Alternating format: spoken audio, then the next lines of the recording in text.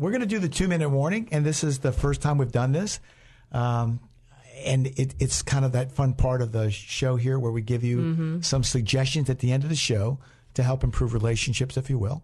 And Carrie's going to give us the 2-minute warning. So here she goes. Bailing a sinking boat is not as good as fixing the leak. Yeah, why not? Why? It's a lot of work to bail a boat. And what are you going to get? What are you going to get out at the end? More stuff to bail. So when you're bailing the boat, it continues to fill with negative energy. Right. It continues to fill with water. So dumping the water out is just allowing more to come in. It's an endless, it's endless expenditure of energy. Right. Never gets any better. So if you're in a relationship that never problem solved, and we keep bailing and bailing and bailing, but we never problem solve. Yes, like the 24-year-old. We're just bailing the boat, but we're not fixing it. We're not teaching her how to move on. Okay, I want to share one of the really cool things that's at the beginning of every chapter in our book, Love, Lost, and Found, and it's from the caretaking chapter. And there's stories about relationships and people in a boat. So here's the one for caretaking. 2 people were paddling a boat, one on each side. One of them got depressed and stopped paddling. The other partner paddled harder to compensate, but the boat went in circles. The depressed partner started drinking and got so drunk he couldn't paddle at all.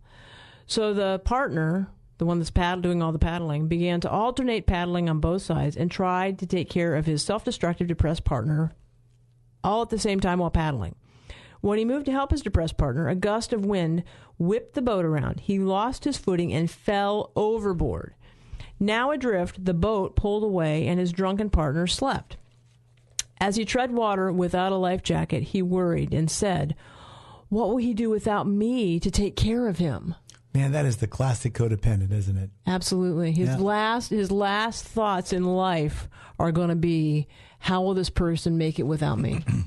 And that metaphor, that story is about how we get so involved in people that as they spiral down, and their life doesn't work, instead of me starting to disengage and say, wait a second, I need to disengage, take care of me, all we begin to think about is, oh my God, what will they do without me? What will they do without me? Yeah. How can I make their life And that's pretty sick stuff, isn't it? Well, it's huge caretaking, and it's not going to get any better. The problem with caretaking is the solutions focus is on the solution of the other partner's problems.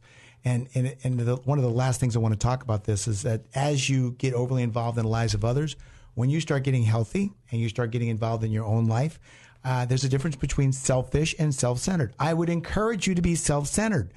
Center your life, your family in balance. Get away from being selfish. So if I take things from you and own it for myself, that's being selfish. But when I take things and I balance my life, so I cut myself off from those people that are needy. I cut myself off from those people that don't give me back, if you will, what I give to them, accommodating. And as I begin to pull myself away from those people that are sucking me dry.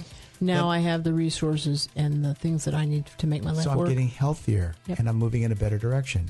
Hey, I'm Dr. Pilet. Thank you so much for joining us on Soulmates to Soulmates tonight. We look forward to...